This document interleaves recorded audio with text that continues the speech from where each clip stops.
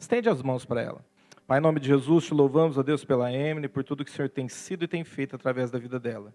Usa, Senhor, ó Pai, a tua filha com poder e autoridade, revelação sobre a tua igreja. Abençoamos a vida dela, Pai. Entregamos, ó Deus, em nome de Jesus, a vida dela nas tuas mãos. Que ela venha ser uma fonte de bênção para nós nessa manhã, em nome de Jesus.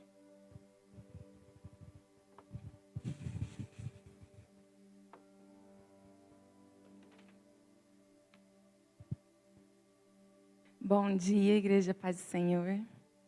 Muito bom estarmos aqui, né? O tema da palavra é de quem é a culpa. Eu estava refletindo sobre isso, era uma palavra que eu estava refletindo para dar para minha célula.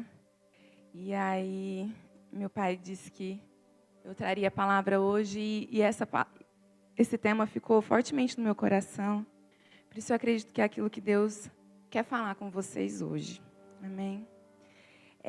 Se eu pedir para você pensar em alguma coisa que você quer muito na sua vida, alguma coisa que você não conseguiu realizar até hoje, ou algum sentimento que você tem aí, que você não gosta que exista dentro de você, uma situação mal resolvida com alguém, conquistas que você sempre sonhou e nunca alcançou, cadeias que ainda não se romperam na sua vida, problemas no seu casamento, problemas na sua vida financeira, frustrações, algo que não foi como você gostaria. Se eu te perguntasse, pedisse para você pensar nesse momento nessas coisas, eu quero que você me responda, de quem é a culpa? Você consegue pensar em alguma situação que te incomoda, em algo que te incomoda, que você ainda não venceu, que você ainda não rompeu? Pense aí, de quem é a culpa? Quem é o culpado por isso? E eu queria que você abrisse comigo lá em Gênesis 3, do 12 ao 13.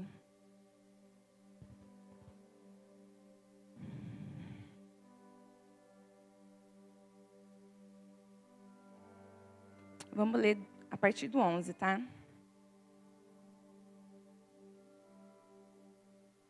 Perguntou-lhe Deus: quem te fez saber que estavas nu? Comestes da árvore de que eu ordenei que não comesses? Então disse o homem: a mulher que me destes por esposa, ela me deu da árvore, e eu comi. E disse o Senhor Deus à mulher: que é que fizestes? Respondeu a mulher: a serpente me enganou, e eu comi. Obrigada. A gente vê aqui em Gênesis que desde o Éden, a gente tem a tendência de fugir da nossa responsabilidade. A gente sempre encontra culpados para as nossas atitudes, culpados para aquilo que não deu certo na nossa vida. A gente sempre tenta encontrar alguém em quem colocar a culpa. E isso leva a gente por um ciclo vicioso, né? E eu queria falar com vocês sobre isso hoje. Eu não sei aqui quem é casado, mas geralmente nos nossos relacionamentos, num momento de briga, o que acontece ali entre um casal? A culpa é sua, foi você que não fechou a porta. A culpa é sua, foi você que não fez isso, né? Sempre a nossa primeira reação sempre é jogar a culpa para o outro, porque a gente tem essa natureza, mesmo uma natureza caída, e Adão fez isso no Éden. E até hoje nós fazemos. E Deus, nessa manhã, te chama a sair disso, a assumir com as suas responsabilidades, a assumir com as suas próprias culpas. Ou se você não é culpado, a ter atitudes que mudem isso, que mudem o rumo da sua história. A gente sempre tenta nos justificar. A gente se justifica e o processo de tentar se justificar é para tornar a gente justo, isento da culpa, né?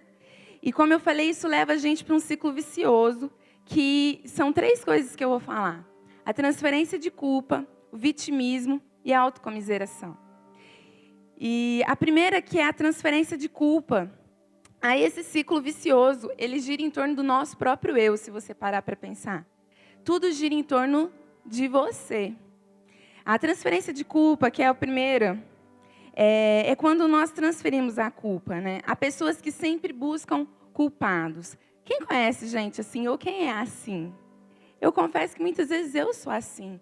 E eu conheço pessoas que elas nunca assumem a sua própria responsabilidade. A culpa sempre é do outro. São pessoas que transferem a culpa, que sempre acham culpados, seja para circunstâncias, né, que aconteceram, por exemplo, falta de oportunidade na vida. Ah, por que você não estudou? Ah, porque eu era pobre, porque eu não tive oportunidade na minha vida. E eu conheço muitas pessoas que eram pobres e estudaram, não é? Então, você arruma uma culpa para algo que você é frustrado, uma frustração sua. Ah, eu não estudei porque eu não tinha dinheiro. Eu não estudei porque eu não tive oportunidade. Eu não fiz tal coisa na minha vida porque os meus pais isso, aquilo, aquilo outro. Eu não faço tal coisa porque meu marido, porque minha esposa, porque tal situação, porque eu não tive isso. Ah, Emily, é fácil para você falar, você é filha do pastor. Você teve muitas coisas na sua vida, olha a estrutura da sua família. Eu já ouvi muitas vezes isso. É fácil para você, Emily, falar, é fácil para você fazer, porque você olha para você. E as pessoas estão sempre arrumando um culpado, arrumando uma justificativa para dar porque alguma coisa não aconteceu. Ah, a minha vida financeira não rompe porque as pessoas me passam para trás. A minha vida financeira não rompe porque eu não tive oportunidades. A minha vida financeira não rompe por isso, por aquilo. A gente sempre tenta arrumar um culpado para a nossa situação. E muitas vezes a gente culpa pessoas. Nós olhamos e falamos, eu estou nessa situação por causa de fulano. Eu estou nessa situação porque fizeram isso comigo. E pessoas assim não querem assumir a sua culpa, a sua parcela de culpa no fracasso, na frustração, num desentendimento. Sempre precisa se justificar achando um culpado que seria o vilão. Uma vez eu escrevi um texto que eu falei sobre isso. Nós, seres humanos, nós temos a tendência de titular as pessoas entre heróis e vilões. Nos filmes, se a gente prestar atenção, sempre tem os heróis e sempre tem os vilões, não é? Todo drama tem isso. E a gente acha que a nossa vida é um grande drama, que tem heróis e tem vilões. Então, nós escolhemos pessoas que são os heróis da nossa história. Ai, fulano é meu herói. Às vezes a gente não usa essa palavra, mas a gente coloca essa pessoa lá naquele lugarzinho do nosso coração. Essa pessoa é um herói. Fez isso por mim. Nossa, meu herói. Mas a gente também acha os vilões. Nós olhamos aquele lugarzinho do vilão, do enredo da nossa história, e a gente sempre acha alguém. A gente sempre acha uma pessoa para ocupar o lugar de vilão. Eu não sei se você faz isso. Mas eu muitas vezes faço. E eu, lidando com pessoas, eu percebo que muitas pessoas fazem. E nós sempre tentamos fazer com que a nossa história se pareça com os filmes de Hollywood, com heróis e vilões, e nós somos a peça principal, o protagonista, que tá na mão dessas pessoas. E eu quero que você entenda que não adianta você transferir a culpa. Isso não vai mudar nada na sua vida. Isso não vai mudar nada. Isso não vai te tirar do lugar. Achar um vilão para a sua história não muda nada. Não muda. Você vai pensar no seu vilão todo dia. Você vai pensar no seu motivo todo dia. E você nunca vai sair do lugar. Nunca. Eu lembro uma vez eu fui conversar com uma discípula, um problema entre ela e o marido dela. Eu lembro que ela chegou e começou a falar um monte de coisa do marido. É porque ele. Eu falei assim, peraí, eu sou a sua líder. Eu vou aconselhar você. Ele, o líder dele, vai trabalhar na vida dele. Então vamos conversar de você? E ela ficou olhando para mim assim. Eu falei, você também tem a sua parcela de culpa, você não pode culpar só ele. Vamos assumir a sua parcela? Vamos assumir o que é que você tem feito de errado? Para mudar isso. Não adianta nada você achar um vilão, isso não te tira do lugar. Quando você acha um culpado, você não se posiciona naquilo que você deve se posicionar. E é uma forma de fuga, assim como Adão e Eva. Você está tentando fugir de uma atitude que você precisa tomar. Você está tentando fugir de uma atitude que você sabe que você precisa tomar e você não tomou até hoje. Por N motivos. Por medo, por procrastinação, por justiça própria. Quando você está jogando a culpa em alguém e não está assumindo a sua posição, você está fugindo. É uma forma de fugir, a gente faz isso. Porque muitas vezes nós temos medo de encarar determinadas coisas na nossa vida. Mas como igreja, como filhos de Deus, nós precisamos entender que isso não vai nos levar a lugar nenhum. Isso não vai fazer a gente ir a lugar nenhum. Nós vamos ficar como o povo no deserto, girando em círculos, sem sair do lugar, sem conquistar a Canaã, sem conquistar aquilo que Deus tem para nós. Depois que a gente acha um culpado, sabe o que a gente faz? A gente assume a posição de vítima. Não sei se você já ouviu falar sobre vitimismo. Vitimismo é quando você se coloca no lugar de vítima. Primeiro você achou um culpado para a sua história, um vilão. Esse culpado, como eu disse, pode ser pessoas ou podem ser situações, circunstâncias. E aí, depois que você acha esse culpado, você se torna a vítima.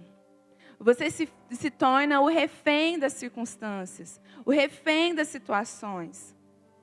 Eu não estou falando, gente, de situações em que nós realmente somos vítimas. Pessoas que foram abusadas, que foram trapaceadas, foram vítimas realmente de uma situação.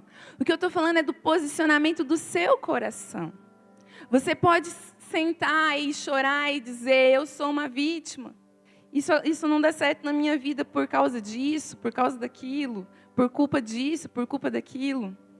Você pode assumir esse posicionamento de vítima, até mesmo por uma situação que você realmente passou. O que muda é a nossa postura, a forma como a gente se coloca. A gente vê na Bíblia, gente, que vitimismo é uma forma de manipulação, sabia?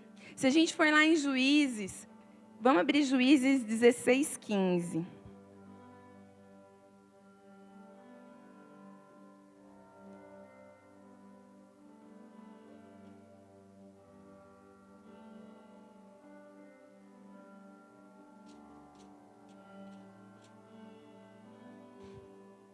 Aqui está contando a história de Sansão e Dalila. E Dalila fala assim, para Sansão: como você diz que me ama, se não está comigo o teu coração? Já 3 vezes você zombou de mim e ainda não me declarastes em que consiste a tua grande força. Então a Dalila, ela se coloca como vítima. Se você me amasse de verdade, você faria isso por mim.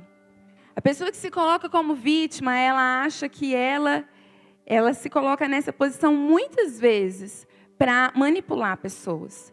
Porque ali na posição de vítima, ela consegue muito mais coisas do que se ela lutar por aquilo, do que se ela posicionar. Porque, gente, para a gente lutar por algo, para a gente se posicionar, requer esforço, não é? Demanda muito empenho da nossa parte. Então, quando a gente acha um culpado, é mais fácil. E quando a gente usa essa posição de vítima, também é uma forma de manipular as pessoas ao nosso redor para fazer as coisas, para nos mimarem muitas vezes. E então a gente não precisa fazer o nosso esforço. As pessoas fazem por nós. E aí, ai, tadinho de mim, eu ganho tão pouquinho, eu não sei o que. E as pessoas que estão em volta de você, muitas vezes, tadinho, e vai lá e ajuda. Eu não estou falando de situações que a gente passa, tá? Mas muitas vezes as pessoas assumem essa postura por toda a sua vida. Coitado de mim, não tive oportunidade. E a pessoa usa esse discurso de vítima e o restante das pessoas ao redor começam a orbitar em volta dela, do coitadismo da pessoa. E a pessoa acaba gostando dessa posição de inferioridade, de injustiçado. Tadinho de mim, fui injustiçado. Tadinho de mim, sou inferior. E tanto Cote como a Neuza Tioca e outras pessoas mais que eu assisto, muitas vezes que eu leio, dizem que a soberba e a inferioridade são extremos de uma mesma vara, que é o orgulho.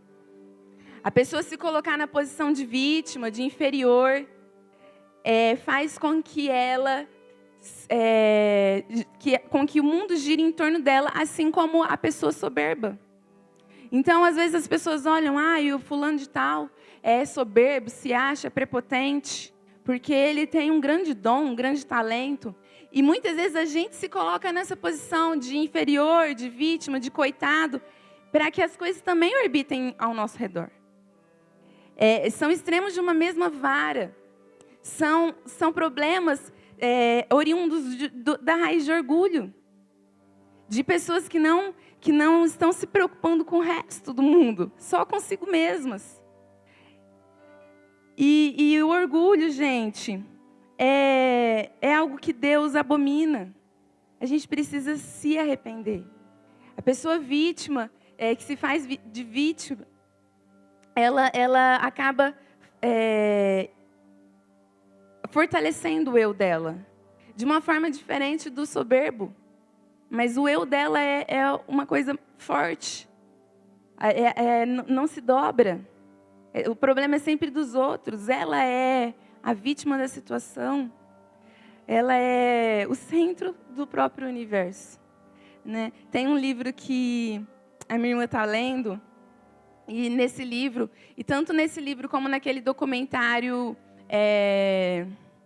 O Dilema das Redes, não sei se alguém já assistiu, fala que hoje o mundo prega que nós precisamos ser pessoas extraordinárias. Você precisa fazer algo extraordinário, você precisa ser surpreendente em alguma coisa, você precisa ter um super talento, você precisa ser alguém, né, muito top em alguma coisa.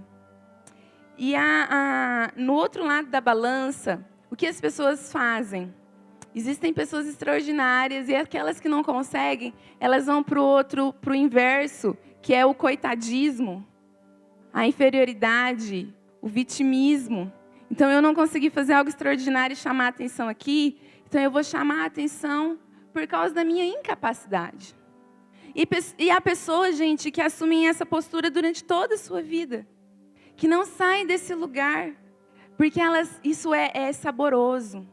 Isso faz com que as pessoas tenham dó, isso faz com que as pessoas bajulem. Mas isso desagrada a Deus. Eu lembro uma história de uma menina da igreja, e ela sentava ali no fundo, todo culto, todo domingo. Eu lembro que as minhas discípulas vieram falar, Emily, a fulana se sente tão sozinha, a gente precisa fazer alguma coisa por ela. Eu falei, vamos fazer, né, gente? Todos os cultos eu ia ali e chamava ela, vamos lá sentar com a gente, vamos lá sentar com os jovens. E ela falava assim, não, obrigada. E aí, no outro culto, eu ia lá e chamava, vamos lá sentar com a gente. Ela, não, obrigada. Até o dia que eu parei de fazer isso. E ela depois contou que ela parou e pensou assim, que posição que eu estou assumindo de fazer as pessoas... A Emily veio por muito tempo aqui me chamar e eu não fui. E se eu não tomar essa atitude de eu ir e me envolver com os jovens, eu vou passar o resto da vida aqui sozinha. Ela entendeu. Era uma pessoa que nesse sentido tem uma mente muito clara. Ela entendeu que ela estava se fazendo de coitada de mim, sento aqui sozinha na igreja, os jovens não se importam comigo. E muitas vezes eu fui, minhas discípulas foram, vamos lá com a gente, senta lá com a gente. E ela foi ficando ali. Até o dia que ela percebeu que a gente não fez mais isso e ela se tocou. Eu não posso ficar nesse lugar de vítima, de coitada de mim. E hoje é uma menina super envolvida, porque ela tomou a atitude. Eu lembro uma vez que eu e o Jonas estávamos conversando com um jovem também, e ele estava dizendo como os jovens da igreja são prepotentes, arrogantes, e não se importavam com ele. Ele falava, porque os jovens dessa igreja não se importam comigo. E aí a gente começou a falar com ele, conversar de boa. E aí o Jonas falava para ele, mas por que você não... Aí ele falava assim, no fim da rede, ninguém me chama para sair. Aí o Jonas falou para ele, você chama alguém para sair com você? Eu não, imagina. Aí você se oferece para sair com alguém? Eu não, as pessoas que têm que me chamar. Aí o Jonas falou, você acha que as pessoas ficam me chamando? As pessoas não ficam me chamando, não, eu me ofereço. Quando eu vou lá na rede, muitas vezes, eu não faço mais parte da rede de jovens, né? Não é mais rede que fala, né, gente? Não faço mais parte, sou mais velho. Se eu não ficar me oferecendo também, nem sempre as pessoas me chamam. E aí ele falou assim, não, as pessoas não se importam comigo. Ele assumiu uma posição de vítima, de coitado de mim, que fico sentado no fundo da igreja e ninguém me enxerga. Talvez alguém já tenha enxergado ele, chamado ele para sair, ele se fez difícil, não sei. E aí o Jonas, aquele dia, falando para ele, isso é raiz de orgulho. Você se fazer de coitado, de a pessoa que ninguém se importa com você, é orgulho. Porque você não vai e se oferece para sair com eles. Ah, imagina que eu vou fazer isso. O Jonas falou, se você não fizer isso, você vai passar a sua vida sozinho. Sinto muito.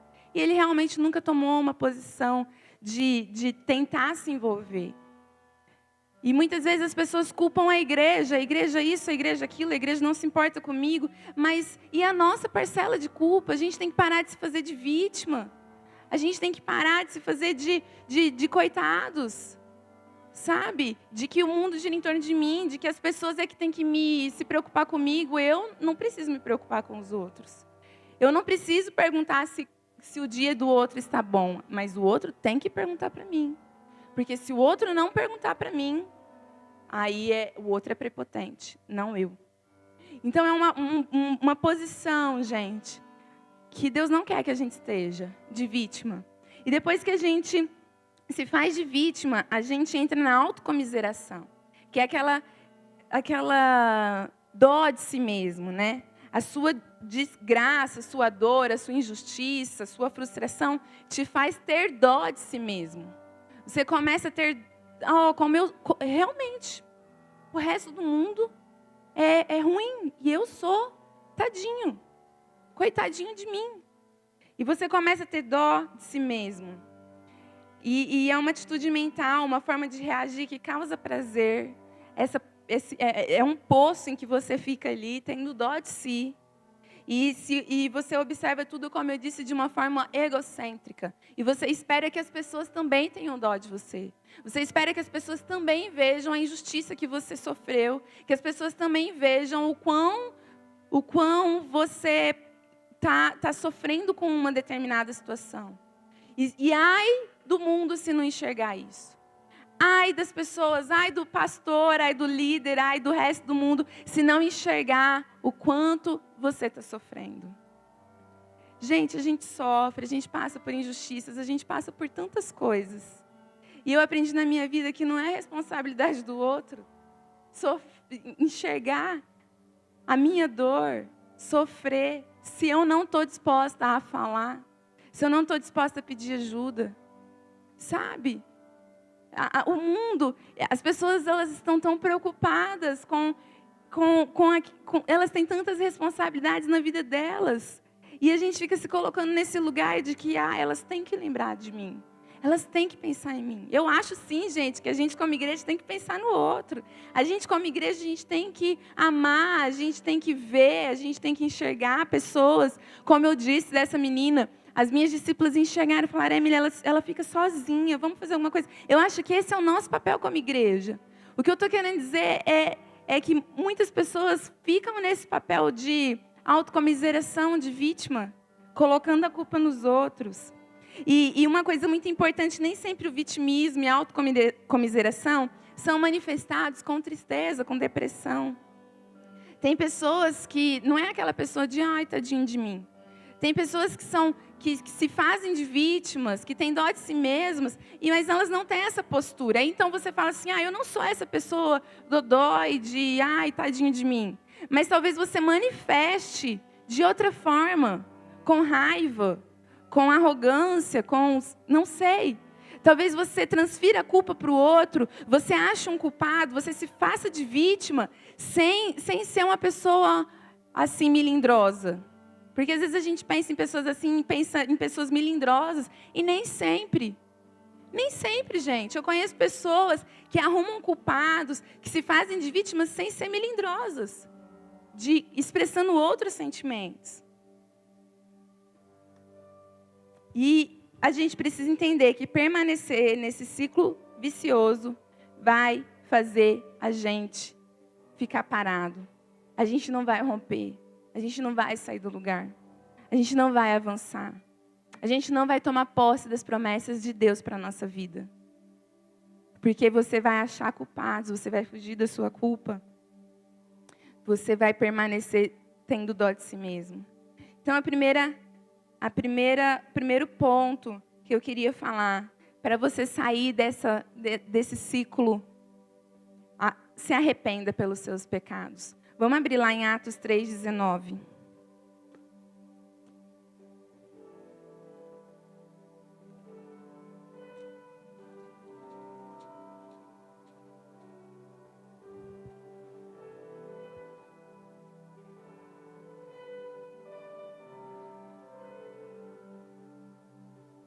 Arrependei-vos, pois, e convertei-vos para serem cancelados os vossos pecados, a fim de que da presença do Senhor venham tempos de refrigério, e que envie Ele o Cristo que já vos foi designado, Jesus.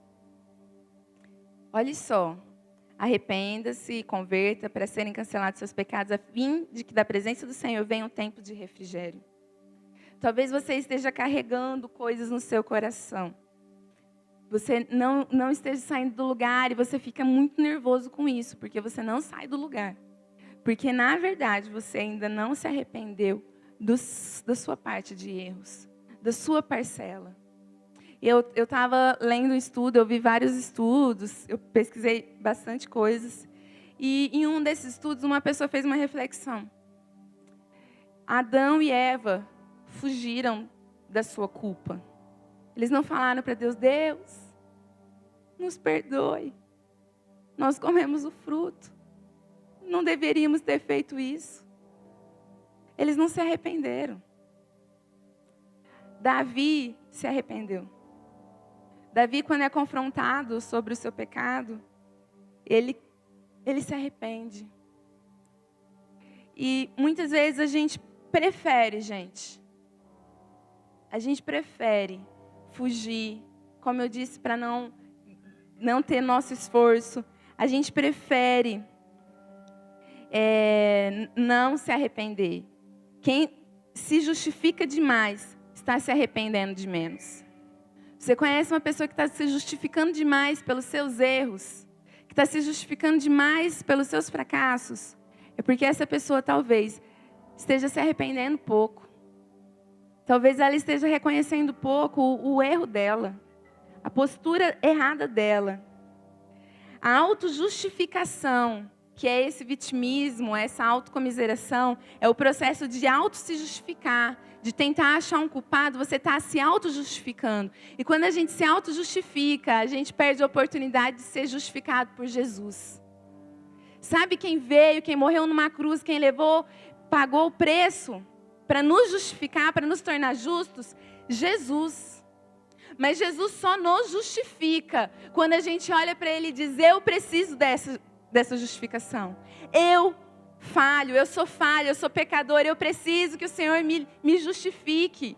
Eu não consigo, por qualquer esforço meu humano, eu não consigo ser justo. Eu não consigo ser bom, eu não consigo fazer do jeito certo. Então Jesus vem e me justifica. Quando a gente se auto-justifica demais, tenta se explicar demais, jogando a culpa para os outros, se fazendo de vítima, a gente não está olhando para Jesus e vendo o que Ele fez por nós. A gente não está olhando para Jesus e dizendo, Jesus, me perdoa. Vem me justificar com o teu sangue. Vem me limpar. Vem me ensinar. A gente não está fazendo isso porque a gente está gostando de uma posição de vítima, de autojustificação, de dizer eu agi assim, eu reagi assim, por causa disso, por causa de fulano, por causa de ciclano. Você está perdendo a oportunidade de ser justificado por Jesus quando você se auto-justifica. Então, a primeira coisa que nós precisamos aprender como cristãos é se arrepender. É parar de se auto-justificar. É parar de se explicar. E correr para Jesus e falar assim, eu tenho minha culpa nisso também. Então, me ajuda a sair daqui. Me ajuda a sair desse lugar. Me ajuda a sair dessa posição que eu fiquei, que eu parei. O segundo ponto é perdoe. Muitas vezes a gente fica parado num lugar porque nós não queremos perdoar. Nós estamos achando um culpado porque eu não venci ainda. E nós não queremos perdoar. Nós estamos nos auto-justificando, segurando o perdão. E sabe, gente, perdoar é perder. Tem uma música que fala que perdão é uma perda grande, um perdão. Perdoar é perder a sua justificativa, é perder a sua explicação. Doar, mas ele fez, mas é por isso. É abrir mão disso. E não é fácil. É doloroso. É muito doloroso. É muito doído. Porque muitas vezes a gente tem razão. Porque muitas vezes a gente foi injustiçado. Muitas vezes a gente foi lesado. E perdoar é abrir mão disso. Da sua justiça, da sua autojustificação. E dizer, Jesus, toma para você. Faz do jeito que o Senhor quiser. É entender que muitas vezes Jesus assumiu a dívida daquela pessoa com você. A Bíblia fala que Jesus rasgou a cédula de dívida que era contra nós. Ele assumiu as nossas dívidas. E ele assumiu a dívida do seu irmão, não foi só a sua, não. Ele assumiu a dívida da pessoa. Você teria coragem de cobrar de Jesus? É muito, muito difícil cobrar de Jesus alguma coisa, né? E Jesus assumiu a dívida do outro também, não foi só a minha. Então, quando você quiser requerer alguma coisa demais, não olha para a pessoa, olha para Jesus. Ele assumiu a dívida. Você não vai conseguir cobrar de Jesus. Você não vai conseguir se auto-justificar e falar, a culpa é de Jesus. Né? Terceiro ponto, entregue e confie. Tem coisas na nossa vida. Deus não fez algumas coisas porque não é tempo, porque não é hora. Se submeta ao tempo e ao tratamento de Deus. Tem coisas que Deus permite para tratar com a gente. Tem coisas que Deus permite porque Ele quer fazer a gente ver coisas dentro da gente que a gente está fugindo. E quando você foge, se faz de vítima, você não enxerga. E Deus, Ele permite algumas situações para nos tratar, para a gente enxergar. Para a gente enxergar senhores do nosso coração que não estão corretos. Para a gente enxergar pessoas no nosso coração que não deveriam reinar, que não deveriam ocupar determinados lugares no nosso coração, na nossa vida de reino, de ser senhor. A gente não pode servir a dois senhores, né? Deus permite certas situações na nossa vida para mostrar que nós amamos algumas coisas que nos afastam de Deus. E Ele não nos deu algumas coisas ainda porque não é tempo. Para de arrumar culpado. Para de se fazer de vítima que o mundo conspira contra a gente. Confie em Deus. Confie no tempo dEle. Confie na vontade soberana dEle. Quando for o tempo dEle, Ele vai fazer. E se não for a vontade dEle, Ele não vai fazer. Ele não vai fazer algumas coisas. Quarto, faça o que puder para mudar o que você pode. Tem alguns problemas na nossa vida que a gente acha culpado, gente, e a gente não toma atitudes necessárias para mudar. Eu estava assistindo outro dia é tipo um documentário de uma confeiteira que eu gosto muito, de Goiás. E ela é muito nova, sabe? E eu comecei a seguir ela no Instagram e ela faz uns doces maravilhosos. E eu acho bonito. Eu comecei a seguir ela. E aí ela postou esses tempos para trás, contando a história dela. E ela falou assim, que em um determinado momento, ela chamou uns consultores para... Ela cresceu muito, ela tem uma empresa muito grande. E ela chamou uns consultores e ela falou assim, foi naquele momento que eu entendi que a culpa era minha de algumas coisas que aconteceram na minha empresa. Ela falou, se tinha gente me roubando, é porque eu não fiz um controle certo de estoque. Ela falou, é porque eu não estava gerenciando a minha empresa da forma certa. Se tinha funcionário fazendo certas coisas, é porque eu não estava tendo uma boa gestão. Ela falou, e eu consegui entender isso, e fui estudar para aprender, a trazer coisas para a minha empresa que aprimorassem a minha empresa, para que eu não passasse novamente por determinadas coisas. E eu achei muito legal aquilo, porque é uma empresária muito jovem, e a gente passa muita coisa, até a gente aprender muita coisa na nossa vida, né? E ela falou, eu entendi que eu precisava de um consultor na minha empresa, e esse consultor me fez entender que eu precisava de um programa de controle de estoque. Senão, as pessoas iam me roubar. Senão, eu não ia ter determinado controle. Eu entendi que eu precisava de um bom gerente. Porque eu não conseguia gerenciar daquele jeito. Eu contratei, treinei bons gerentes. Então, ela assumiu, sabe, a responsabilidade. E ela não ficou culpando, porque eu fui roubada. E o fulano de tal é tenebroso e fez isso comigo. Ela assumiu. Sabe? Tem coisas na nossa vida que a gente precisa confiar, esperar em Deus, mas tem coisas que se a gente não tomar uma atitude de estudar, de buscar, de pedir ajuda, a gente nunca vai sair do lugar. Você tem problemas na vida financeira, vai tentar, pede ajuda para quem consegue, para quem é um bom administrador. Estuda, sabe? Formas de você conseguir fazer isso. Peça ajuda. Eu lembro, gente, uma situação que eu passei em que eu me senti muito lesada. E eu lembro que eu fui conversar com um médico e ele falou, você está brava, né? Porque você não consegue resolver a situação. Ele conversou muitas coisas comigo. E ele falou assim para mim, Emily, você é muito ingênua porque você cresceu na igreja. Então, em muitas coisas você não vê maldade. Ele falou, e você não sabe lidar com algumas coisas deste mundo. Você precisa ter pessoas na sua vida que façam isso para você. Porque você não vê maldade, por causa da sua ingenuidade. E aí, dentro daquela situação que eu tinha assinado um contrato e estava tendo que pagar uma multa, e eu estava me sentindo muito lesada com aquilo, injustiçada, muito brava, me deu uma crise de ansiedade. E eu lembro que esse doutor falou isso para mim, ele falou assim, deve ter alguém que consegue resolver isso para você.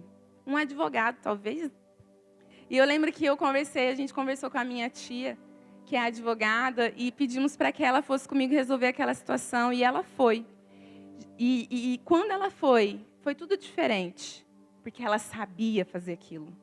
Ela sabia conversar. E muitas vezes, algumas coisas na nossa vida a gente não está conseguindo porque a gente não pede ajuda para as pessoas certas. Porque a gente está sendo orgulhoso, ou porque a gente não está querendo falar, eu não sei fazer isso. E às vezes a gente precisa falar, eu não sei fazer isso, me ajuda. Né? Como eu pedi ajuda para minha tia nessa situação. Aprenda a colocar limites e a respeitar os seus próprios limites. Se são pessoas que fazem determinadas coisas, coloque limites, aprenda, estude. Tem muitos livros que nos ensinam muitas coisas. Estude, aprenda, né? Corre atrás e escolha sair do vitimismo. É uma escolha. A gente tem que escolher sair do vitimismo, da autocomiseração, confessar a Jesus como um pecado e não se aceitar nesse lugar. Você não é vítima, você não é coitado. Embora você tenha sido injustiçado, talvez. Embora a vida não tenha sido generosa com você. Assuma a sua posição de filho de Deus. Assuma a sua posição de herdeiro. Como o Daniel falou aqui, tem mais a ver com a gente do que com a oferta. Tem mais a ver com a nossa mentalidade. Assuma a sua posição de filho, de que você é filho de Deus, de que você é herdeiro de Cristo. Assuma essa posição. Escolha sair do vitimismo, isso não vai te levar a lugar nenhum. Sabe o que vai te fazer avançar? É você escolher ser filho, ter uma visão de filho, ter uma mentalidade de filho, para que você conquiste aquilo que Deus tem para a sua vida.